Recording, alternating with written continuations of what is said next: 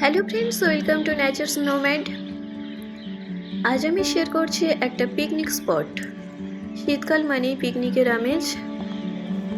শহরের থেকে শহরের কাছাকাছি গ্রামের একটা ফিল পেতে চাইলে অবশ্যই তোমরা এই ডেস্টিনেশনে আসতে পারো। কিছুদিন আগেই আমি হঠাৎ চলে গিয়েছিলাম এই স্পটে। তো এই স্পটের একটা লাইভও আমি করেছিলাম, যেটা আমার অন্য চ্যানেলে রয়েছে, ড্রিম ওয়ার্ল্ড সরণিকা নামে। তো তোমরা ওখান থেকে লাইভটাও দেখতে পারো, আমি ডেসক্রিপশন বক্সে দিয়ে দেব।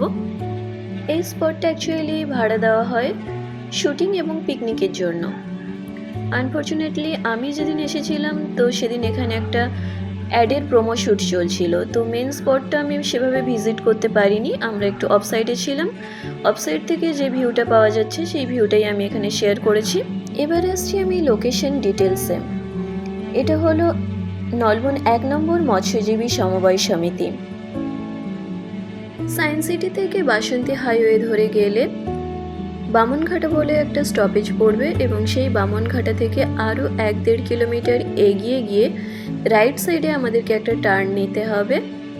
আর সেই রাস্তা বরাবর আমরা এগিয়ে গেলেই পেয়ে যাব এই স্পটটা।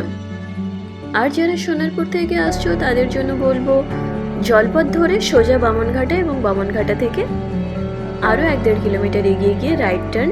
আর তারপরে যেমন রাস্তা আছে সেই রাস্তা বরাবর এগিয়ে গেলেই পেয়ে যাবে এই স্পটের সন্ধান।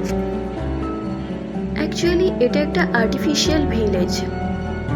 একটা গ্রামে যেমন রাস্তাঘাট থাকে, ঘর বাড়ি থাকে, জাস্ট সেম টু সেম এখানে করা হয়েছে। একদম প্রপার গ্রামের একটা ফিল এখানে পাওয়া যাবে। যেহেতু মেন স্পটে আমরা যেতে পারিনি, তো অনেক কিছুই এখানে মিস করে গেছি এই ভিডিওর মধ্যে। তাও যেসব ক্লিপগুলো সন্ধ্যের টাইমে আমরা পেয়েছিলাম শুটিংয়ের পরে, সেই ক্লিপগুলো এখানে ছোট ছোট করে দেখানো রয়েছে। সাথে রয়েছে একটা মনসা ঠাকুরের মন্দির। যেমন হয় গ্রামে তেমনি করেই সাজানো, খড়ের চালে ছাওয়া, বেশ সুন্দর দেখতে, বেশ ভালো। তো যদি লোকেশনটা ভালো লেগে থাকে তাহলে উইকেন্ডে একটা পিকনিক হয়ে যেতেই পারে এই স্পটে। আর বুকিংয়ের জন্য যে নাম্বার, সেই নাম্বার তো অলরেডি ব্যানারে দেওয়া রয়েছে, ওখান থেকে দেখে নিতে পারবে। তো থ্যাংক ইউ এভরিওয়ান, ভিডিওটা প্রথম থেকে শেষ পর্যন্ত দেখার জন্য। এরকম আরও অনেক ভিডিও আসছে, দেখতে থাকো নেচার্স নোম্যাড।